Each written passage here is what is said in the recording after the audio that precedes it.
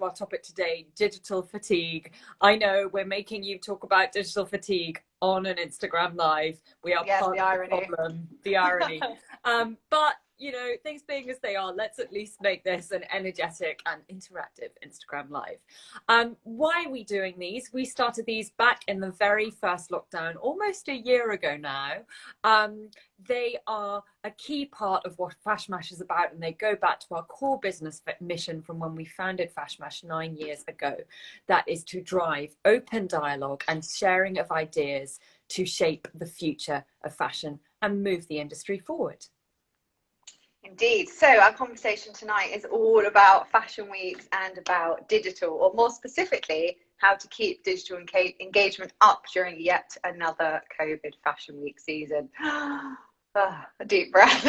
A deep breath. A deep breath. Before we go any further on that deep breath, I just wanted to say a massive, massive thank you to our sponsor, Klaviyo. They are our sponsor for FashMash, the FashMash Focus series, and they are back for another year. If you haven't heard from them, they are a brilliant e-commerce marketing platform for brands of all types and sizes, from Skinny Dip London to 111 Skin, and of course to FashMash. We have recently moved all of our email marketing over to their platform, and we have been really impressed, not only with the insights and targeting, but also with the customer service, who have just made the switch and then just our everyday very, very easy. So if you would like to give it a try, just go to klaviyo.com. That's KLVIYO.com/FashMash, and you can have a free trial right there. And if you haven't joined one of our lives before, you can watch them all back via IGTV as well as YouTube. We always focus on discussing hot topics in the industry and how they're shaping the future of fashion and what that is all going to look like. Over the past year, that has included everything from the impact of COVID-19, full stop, that huge topic, through to social justice in the fashion supply chain, another huge topic, and beyond. We've also talked before about storytelling, about marketing, and about innovations, all attached to fashion weeks. But this is the first time we're truly asking, are you over it? So I'm looking forward to jumping in. What is catching our eye this month? I'm going to go first. I've been musing a lot over the meaning of dressing up now and what exactly is dressing up right now. The Golden Globes last night, or over the weekend, obviously digital format. I was just struck. Everybody go and check out the image galleries, because obviously as these actors are being shot at home, it's much more open what they can wear. There isn't the rigmarole of a red carpet to walk.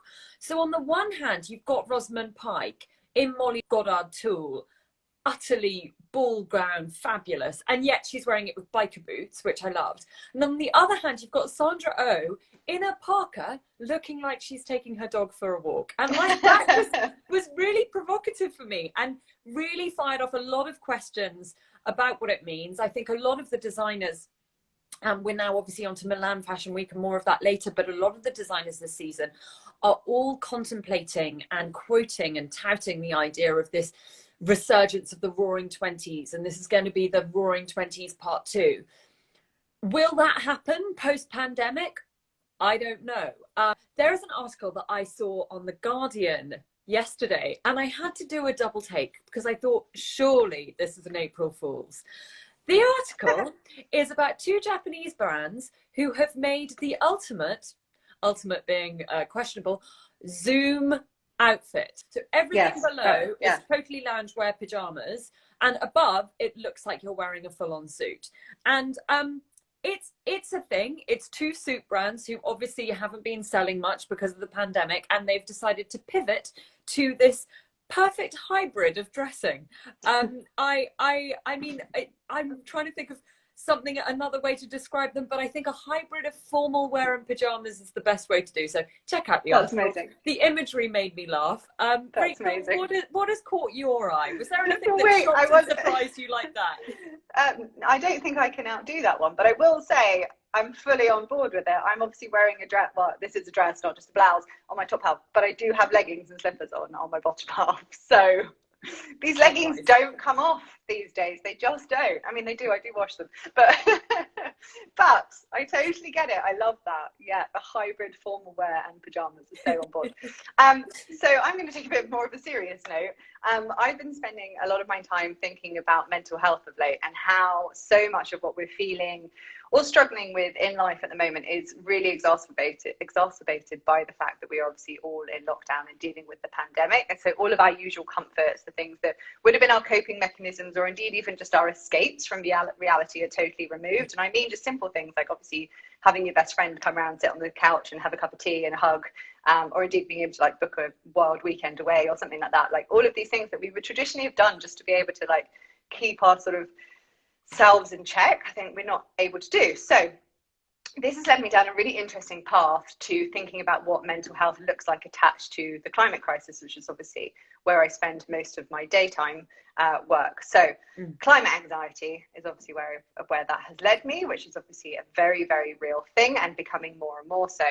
And on my journey of exploring and trying to understand more about this, I discovered a really good deep dive on it by Vogue Business relative to those that work in the fashion industry.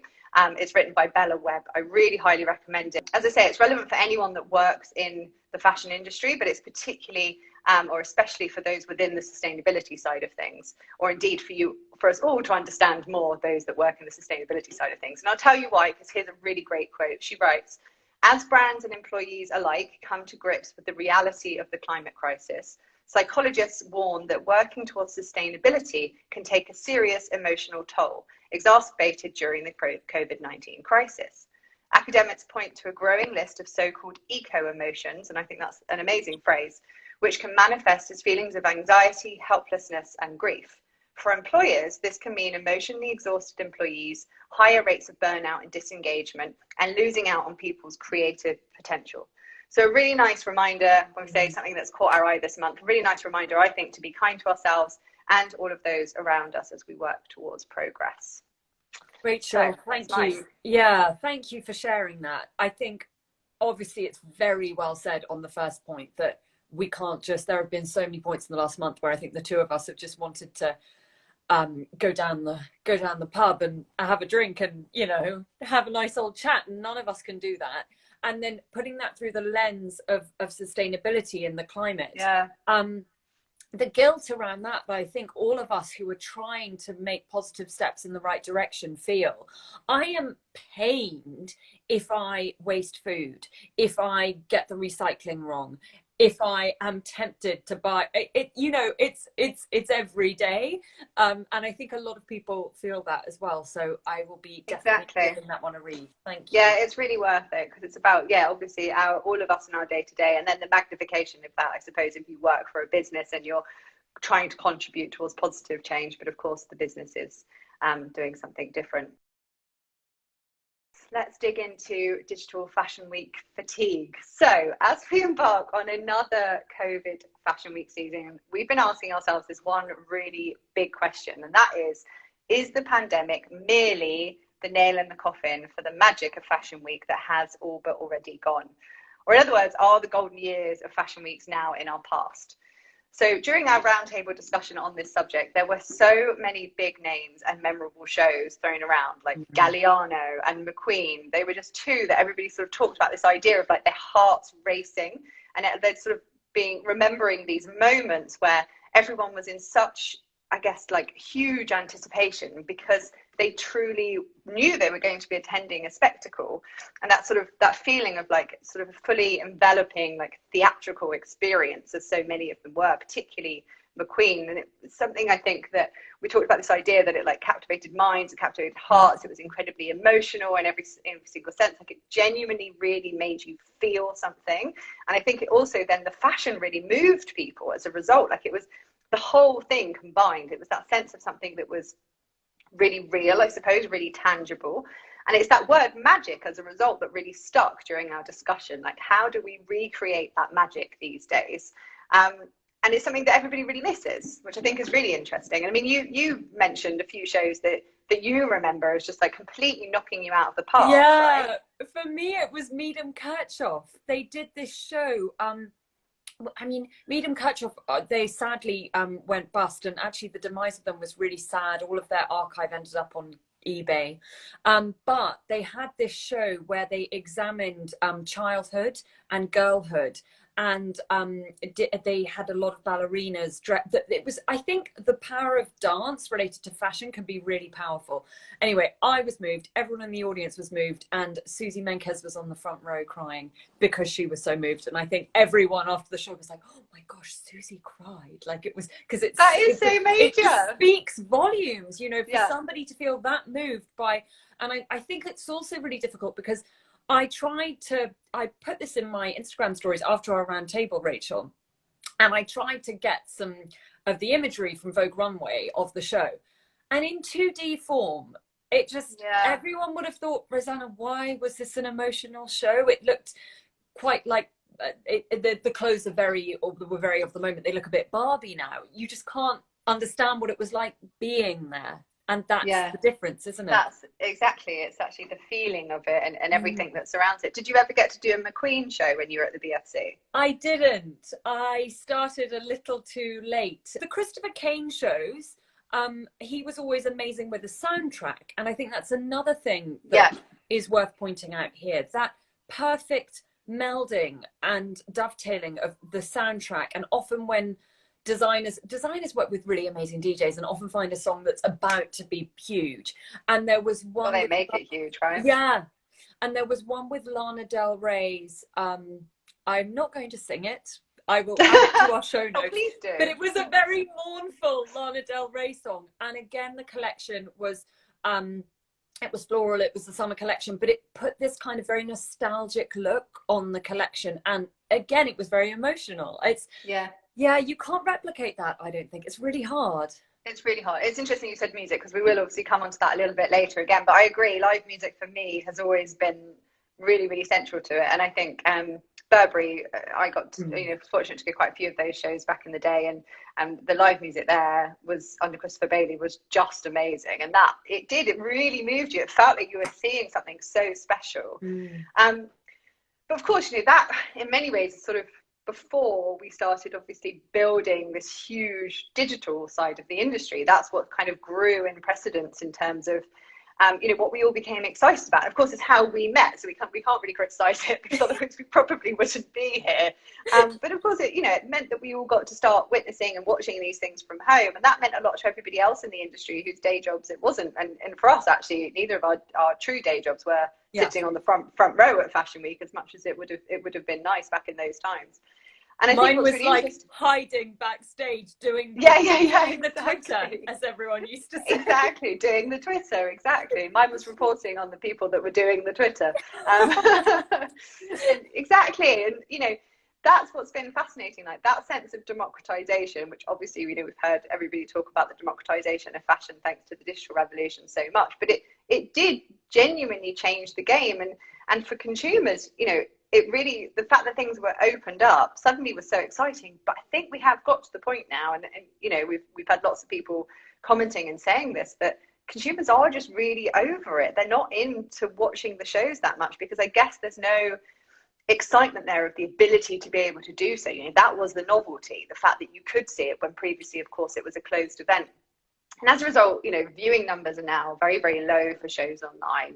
And arguably, beyond those that are truly engaged with the industry, what I'm kind of interested in the moment is, like, has anyone beyond, as I said, beyond those that are either in the industry or directly engaged with it, the lovers of fashion, are the general public even aware of the fact that London Fashion Week has just taken place this past week, without that like very visible physical element to it, of lots of crowds of people outside tents? I don't know that they are necessarily. So all of that is just a bit of a scene setter, I guess, for tonight's topic of digital fatigue. And also that one big question that I started with, just saying, like, has the pandemic served as the nail in the coffin for that magic? Something that has been missing for quite some time now. And equally, it kind of brings us to this point of asking, like, has opening the doors through the digital revolution ultimately also been the downfall of Fashion Week, or of Fashion Week shows, maybe, to say, and separate those two things out a little bit? The question is, who cares about them anymore? What's happened to things like see now, buy now, and all that hype that we bought into for a little while? And how, as a brand, do you actually find some way of standing out with consumers, given that for the most of the FashMash community, that's ultimately their job. You know, a lot of people within our community obviously work in roles that are committed, you know, that are held accountable for actually doing so and doing so successfully. So, Rosanna, I want to throw it over to you. Let's maybe start with this season. Is there engagement there, or do you feel it is indeed digitally fatigued? Yeah. Are we all fatigued? I mean, for me, it comes in life. In life. And it comes down to the fact, first of all, that do we remember this time a year ago when we were starting FashMash Focus, it also felt very new and fresh to be working from home and living our social lives online. And you'd log into Instagram and there'd probably be 8 rotating discs along your home screen of new brands or friends trying out lives, and they were quite raw, and actually they all lacked purpose and punch. Or wait, sorry, 80% of them did. So engagement therefore dropped very, very quickly, and brands decided we're not going to invest in that darling of lockdown. To be fair to live, there have been brands who really have put purpose behind it and strategy behind it, and their lives they're brilliant. We must all tune into them. Much more about that on our YouTube. But so that's one side of it. Then there was also the fact that our 9 a.m. to 9 p.m. was all being conducted online. We had a schedule full of Zoom meetings for work, and we had an evening full of house parties for play. Really, only the former has survived. I deleted House Party firmly from my phone about a month ago. I have not used it in about 6 months. And I think that's because social apathy set in. Nobody could really be bothered to do it anymore. It's quite an upheaval having to conduct your work life on Zoom and stare at a screen all day. You don't want to do it in the evening, and you want to switch offline in the evening. At a time when physical contact is so rare and we're overwhelmed by content, because everybody has realized this is a moment to grasp hold of, to make, you know, small businesses can make it cut through at the moment because we are all supposedly online. But because we're overwhelmed by it, we are therefore a little bit over it, I would say. At best, designers are thinking outside the box and creating brilliantly creative content. At worst, they are doing the usual lo-fi fashion films. So I feel like there's either end of the spectrum right now, particularly as we've seen in Fashion Week. Let's delve into that a bit more. First of all, Simone Rocha, she chose, rather like a lot of designers at London Fashion Week, to pre-record a catwalk show. And I found that really interesting, that a lot of designers decided, actually, this is the best format. And even in Milan, you know, where budgets are much bigger, Ferragamo, they released their film on Saturday, and the creative director is a self-admitted sci-fi geek, so it does have a fun sci-fi film element, but the main crux of it is still models on a catwalk. And I find that very interesting that that's the option they've gone for. Anyway, Simone gave a brilliant metaphor, which I think summarized it perfectly. She said the difference between a physical show and a digital show is rather like the difference between a gig and a record. Just as much work needs to go into the record, and the record means you can reach a huge audience, but it's never gonna have that magic that a gig often produces. That kind of heart-pumping collective experience. Jess Cartner-Morley has done a brilliant comment piece in The Guardian, focusing on why, for her, London Fashion Week lacked that vital ingredient, and she examines what that vital ingredient might have been.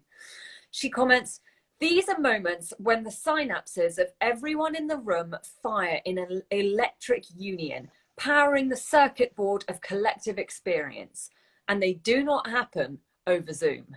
I just loved that comment from her, this idea of electric union and the circuit board of collective experience. This is exactly what Rachel and I were speaking about at the very start when we were talking about McQueen and Burberry.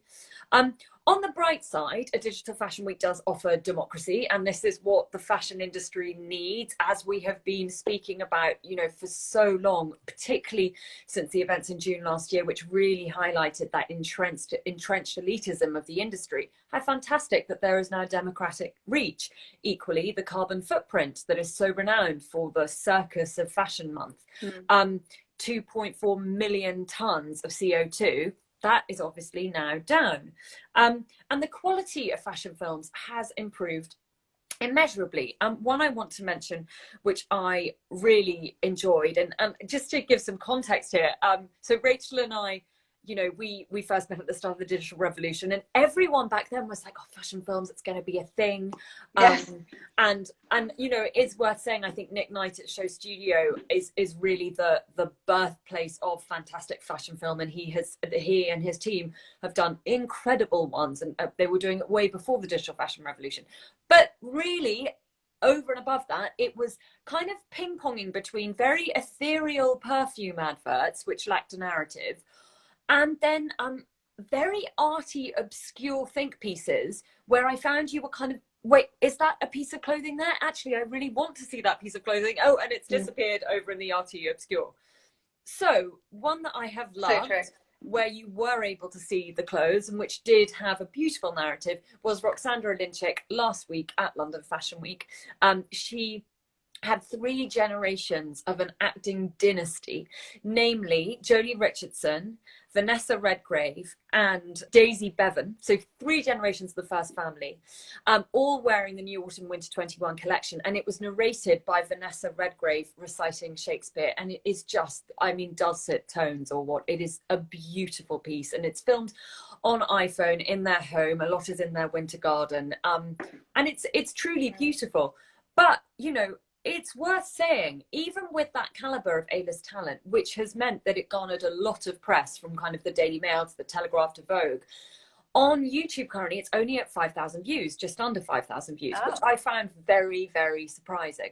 Yeah, that is surprising. Really surprising. Because that must just be about media spend, surely. That's a very good point. But I think that also speaks volumes that organically, even with A-list talent, you can only reach 5k views. And actually, interestingly, talking of fashion film, when I first started at Matthew Williamson, it was his 15-year anniversary. And he, to celebrate the anniversary, did a fashion film with Net-a-Porter and Swarovski. And the talent was, I mean, check this out, Andrea Riseborough, Poppy Delevingne, Sienna Miller. I mean, it had it all. And, or at least I think I did. They're fabulous.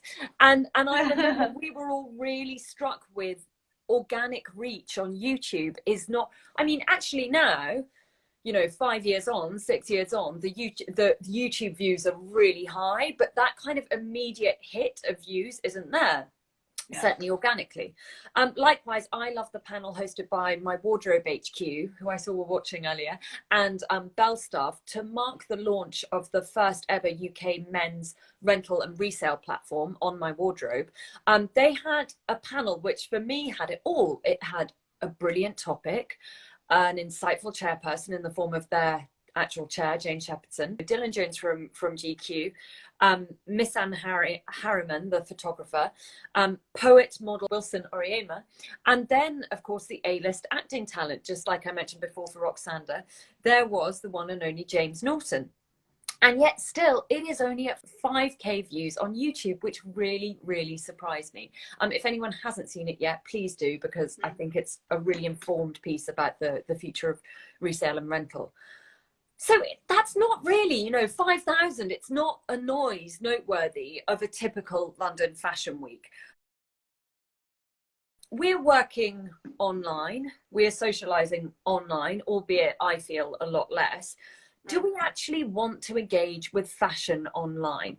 And equally, without the allure of the closed doors and the FOMO of what's going on behind those closed doors and all that hype that is generated in a physical fashion week, are consumers even interested, Rachel?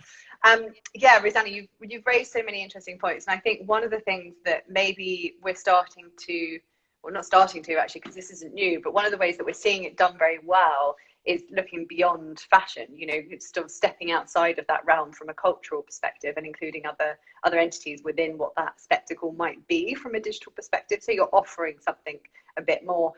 Gani just had a huge success by going into the music space during Copenhagen Fashion Week at the beginning of February. They showcased their new collection with a variety of artists performing, basically. So you could go and obviously listen to these tracks, but as you mentioned, like you mentioned earlier with Christopher Kane, same kind of thing, but online. Now, completely different to what the examples that you've been giving, this YouTube video has now been viewed 330,000 times. Now, wow. Just to give you some reference, the same show last February, has had 2,900 views. Wow. So, you know, more than 100-fold increase. So just a little bit different. Now, admittedly, I'm sure there has been some very clever media planning and media placement to help boost it. That kind of, it must be, you know, without a doubt. But I think the reason I want to raise it really beyond the numbers is just the fact that there's nothing particularly genius about it. All that they've done really is just ensure that they're appealing to their audience with something that's beyond saying, just look at the fashion, that you're coming for another reason. And as I say, that is something that we've been talking about a lot in the past. You know, it is something that we've seen loads of brands do, especially in the music space, like try and engage the crowd with some other version. Of course, you know, going back to the McQueen days and those very first live streams with Nick Knight and Show Studio, you know, Nick obviously talked in our FashMash Pioneers, 2 years ago now. And he was talking about the fact that obviously that first McQueen live streaming on the Show Studio website completely broke the website, and that being because Lady Gaga was performing, and she was performing a new track. So, you know, people were arriving for that and for McQueen. Like, there were so many exciting reasons. So yeah, really interesting. Who is Fashion Week for? At the end of the day, really truly, who is it for? Now, we know the answer to that. We know there are multiple answers to that, but who are we primarily doing it for? And I think that has and continues to evolve and shift quite radically. I think it's really important to remember, with that in mind, that sense of fatigue that we're really, really witnessing and experiencing currently plays out across all sorts of audience groups. You know, we know that the press are really fed up with it as well, but they have still got a job to do. Mm-hmm. I know we'll come on to those groups a little bit more, but that sense of fatigue is most acute with consumers. You know, it's consumers that are saying, actually, I just don't care that much, because they don't need to look at it. You know, it's optional at the end of the day. And I think that's really interesting within that context that we've talked about around this idea of building hype for the democratization of Fashion Week.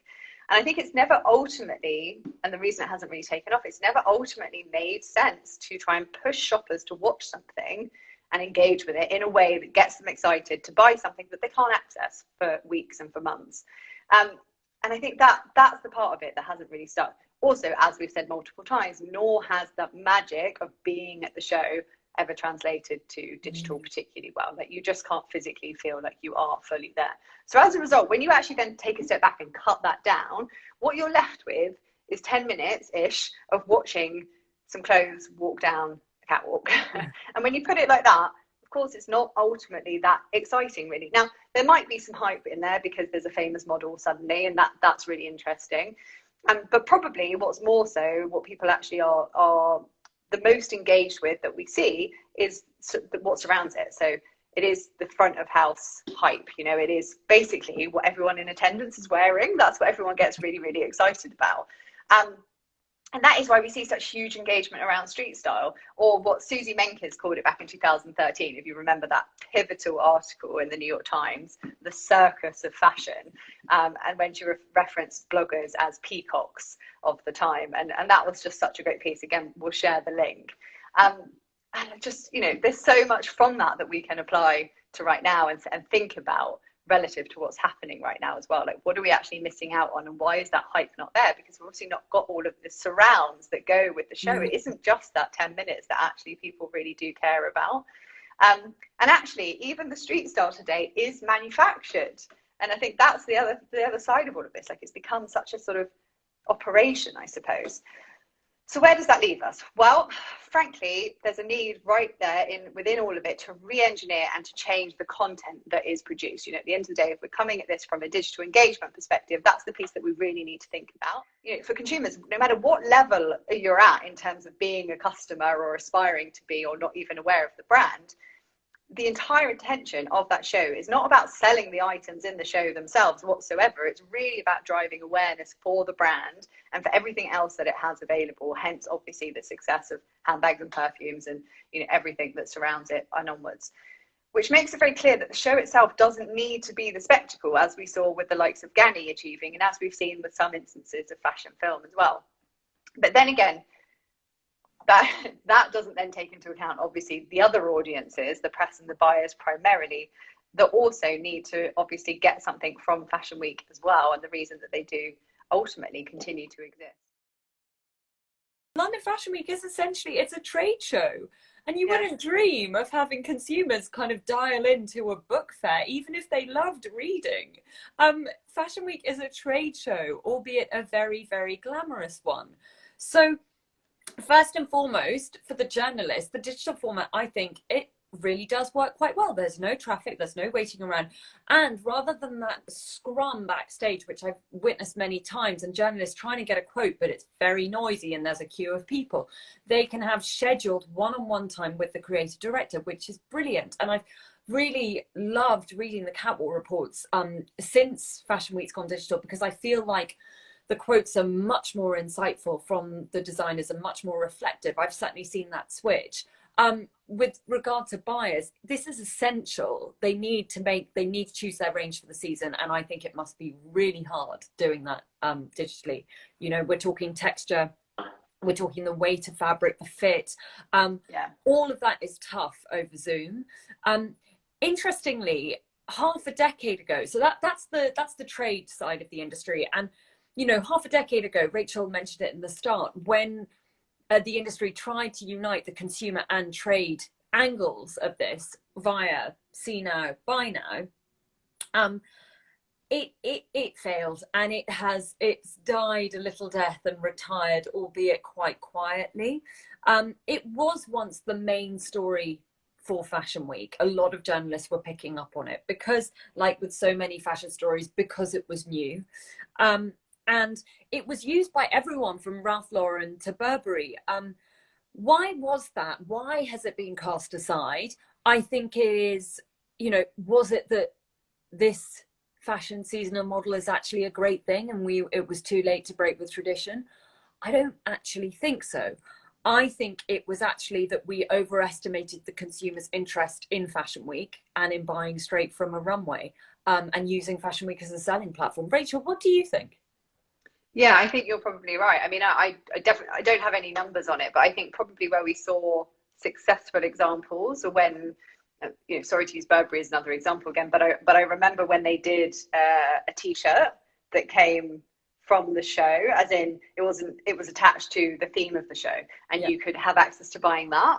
And actually, I think it's just accepting the fact that your digital customer, your digital audience is not necessarily your typical runway buyer, and so there is that natural disconnect there in terms of actually affordability and the whole aspiration piece. So they tried to bring it down a level and say, like, let's basically go with this mass luxury appeal and make it accessible. Now, you know, that's like a one-off example, but I think there is something to say in that actually for the majority of people, they're not there to buy the pieces. They can't afford to buy the pieces, but they want to buy into the brand.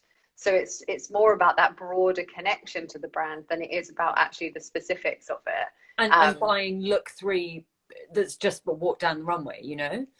Yeah, exactly. And I really feel, so on the round table that we had around this subject, I think the general consensus was that Fashion Week does provide a point in the calendar, particularly if you are a lifestyle brand or a retailer or more than pure fashion.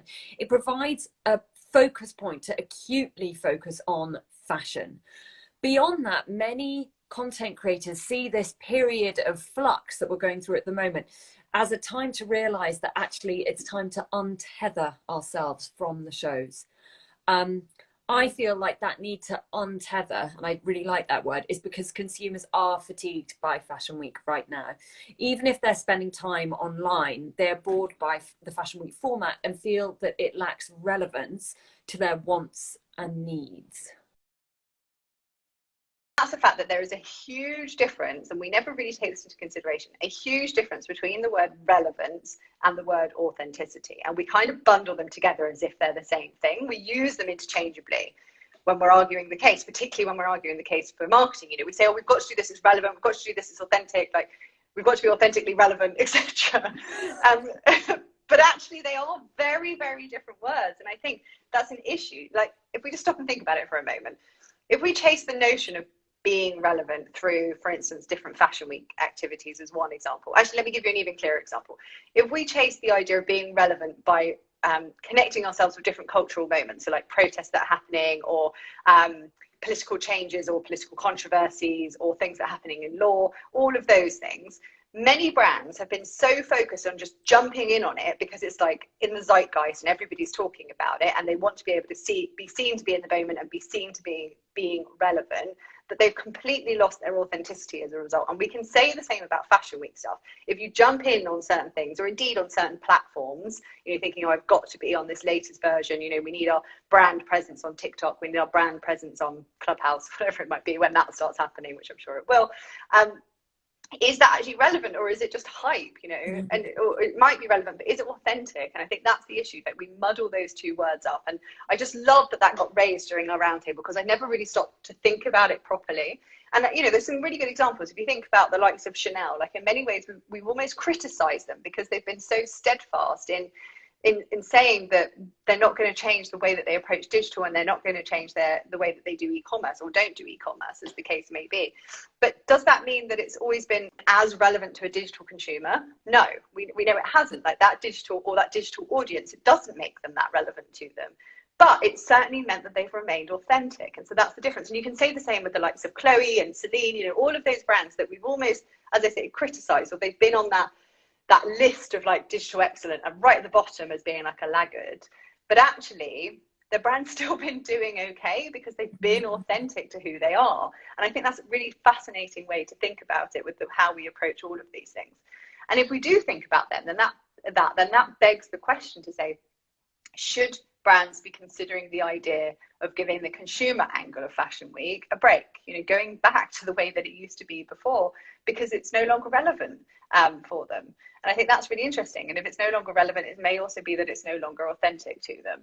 And instead, you know, there's tons of other content out there, or tons of other stories that we can be turning to that are still relevant, but importantly, really truly authentic to them. So I loved that, just a completely different way of thinking about things when we're doing this, to even ask the questions of, you know, why are we right now? We're very good as an industry of being sheep. And I think actually maybe there's something to be said for rethinking the whole model, which we kind of promised with this reset of COVID. And I'm sort of almost been quite disappointed of not seeing that truly come to fruition. I love that the juxtaposition you've put there, and really highlighting how they're used so interchangeably. I'm a culprit of it myself. Fashion, just we all are. Fashion thirst for the new. And if that's a bandwagon or a social platform to jump on, here we go, let's go in, all guns blazing. We say it all the time here, but it does come back to community. And it's less about scale, and instead focusing on that small burgeoning following who share the brand mindset. Social media is such a huge machine nowadays. It's changed so irrevocably. And people now crave small, intimate conversations and communities. That means a lot less focus on scale and more emphasis on shared mindset and who is in the room. Yeah. It's a tough mindset to change. Scale is tangible, and it is really very easy to track after all. And we've been culprit of it in the last hour. You know, look at me quoting 5K figures for Roxanna's film, and then 330,000 for Gani. But who is watching? Who are those viewers? Is that content truly craved by the brand's community? If the 5,000 watching Roxanna are the 5,000 consumers, whether that's B2B or B2C, then that's all the brand needs. That's job done, you know, mic drop. There's been a resurgence of Facebook members groups. One of the brilliant attendees of our FashMash Focus Roundtable, I can actually mention her because she's on the call, Navaz. She mentioned a really interesting Facebook group that she's joined where it's a collective of, and I'm going to say it because I'm a self-professed fashion geek, a collective of fashion nerds, and they get to have really insightful debate and criticism of the show and of trends. And that's a brilliant group of like-minded individuals. You know, equally, what about Instagram's close friends option and facility? A lot of influencers, interestingly, have started actually monetizing that close friends facility. Oh, really? Yeah. I didn't know that. By charging brands or individuals to become part of that close friends. And it's kind of like, rather than, you know, me who uses it as a baby photo opportunity, their close friend is actually monetizing kind of secret content, or like the treasure chest of the good content. Yeah. Navaz has just posted the name of the Facebook group. Oh yes, thank you. HFT group, go check it out. It's a Facebook group. And then finally, of course, there is Clubhouse, and that is a platform built on the idea of who is in the room. And you know, I just want to share some seriously impressive Clubhouse stats. Its growth has doubled in the last couple of weeks. 8 million users, a 1 billion valuation, and invitations to it have been up for grabs for $89 on eBay, believe it or not. It's seriously impressive. But these three, so that's Clubhouse, Facebook groups, and close friends on Instagram, they are all just ideas. Remember, is it of authentic interest to your audience or not? If not, it will just add to the content noise. And that's precisely the reason that everybody is suffering digital fatigue in the first place and switching off.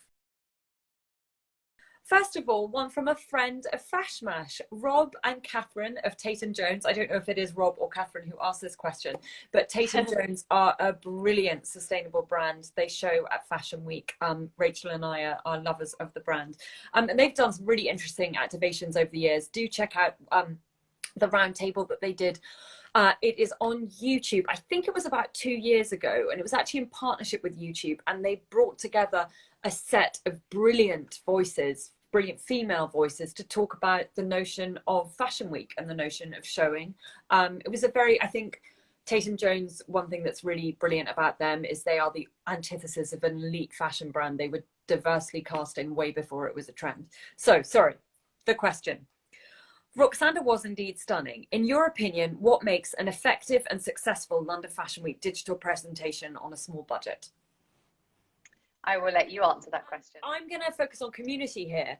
I think far too often when a brand thinks of hosting a Fashion Week presentation, whether that's digital, whether that's physical, whether that's a catwalk show, whether it's a presentation, they think they have to have the biggest editors, the biggest buyers there. And actually the success in small independent brands that I see is when they really cherry pick their VIP customers, their micro influencers, maybe a more junior editor with whom they're building a relationship. And that group is so delighted to be there and so invested in the brand that the hype comes very, very naturally. Rather than these senior, rather than senior people who kind of flit in and flit out. So I did a lot in this conversation about community. I'm thinking about it more and more at the moment, particularly as we're contemplating going back into IRL networking. And I think it comes down to that for me, cherry picking the audience. About those relationships, I suppose. Yeah, exactly. And then making it an interesting topic, which I know Rob and Catherine at Tate & Jones are very good at doing. Has just made a comment saying a little while ago saying watching back-to-back fashion film is very different to back-to-back catwalks, which is of course true. What's your view on that? I mean, I suppose it's different in all sorts of different ways, pros and cons. I mean, yeah, it's quite intense sitting down to watch a fashion film, because that's why I'm kind of loving these panel formats, because I find that easier it's more like a podcast. It's more something you can engage with.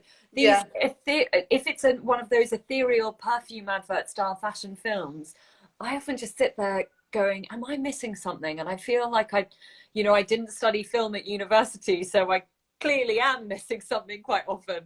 I find it much easier to engage with the panel. Yeah. Yeah, no, you're really right. I remember a little while ago, a couple of years ago, I was judge on a fashion film festival.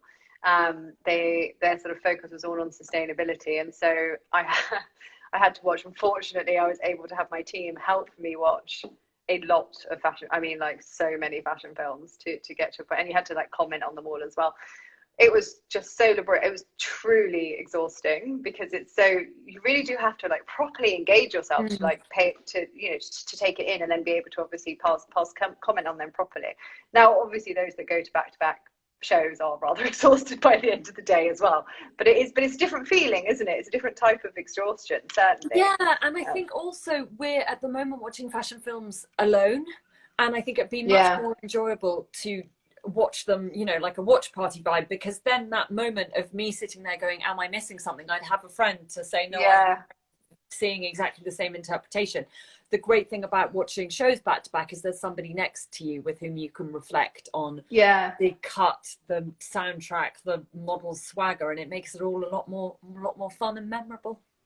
Yeah, which made me think two things. One, I guess that's why Show Studio has been so successful with the way that they've always done their panels and reviewing shows, because it kind of answers exactly that, doesn't it? And secondly, I'd actually really love to hear from some of the catwalk journalists at the moment and how they're coping with reporting, because you know, for many of our friends within this industry that, you know, work in exactly those roles, the exhaustion of obviously going to back-to-back shows and then sitting up all night and writing their reviews for a month is obviously something so significant. But I wonder what their experience is like of doing that digitally. Do they must have more time because they're not traveling between things, but I just can't believe or imagine that it's as engaging as it would be otherwise. And does that make the job easier or harder?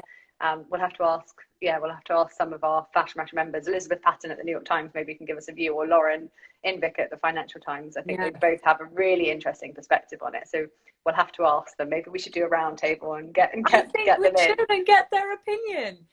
Musa has just asked, is this becoming a daily show? Because I'm here. We're in, Musa. Let's do it. It's a shame you can't add more people on a live, right? We can get Musa and Nabaz on right now. It's really lovely. We have it's been acknowledged. We have a proper squad on this evening. Obviously Monday night, FashMash Live. That's where it's at. Love it. I'm so pleased lots of you here. We need that cat chat in the cab situation. Oh my gosh, exactly. So many journalists have said that moment stuck in the traffic jam. That was where the real nuance of shows was seized upon by journalists. And mind you, I've loved the report. Look what Musa's just said. You can. They announced it today. 4 people in alive. Right. Well, we better update our apps, Rosanna. That's why there's this new screen format. Everybody. There's no option right now, but hopefully coming soon. Yeah, Musa always gets to test these things first. So Musa, let us know what it's like. Here. Okay, sign yourselves up, guys. FashMash Focus Live is going. ×4. It's into a square. On that note, thank you all so much for joining us. Thank you very much to our sponsor, Klaviyo. We couldn't do it without you. And we will see you all very, very soon. Thanks, everybody. Take care.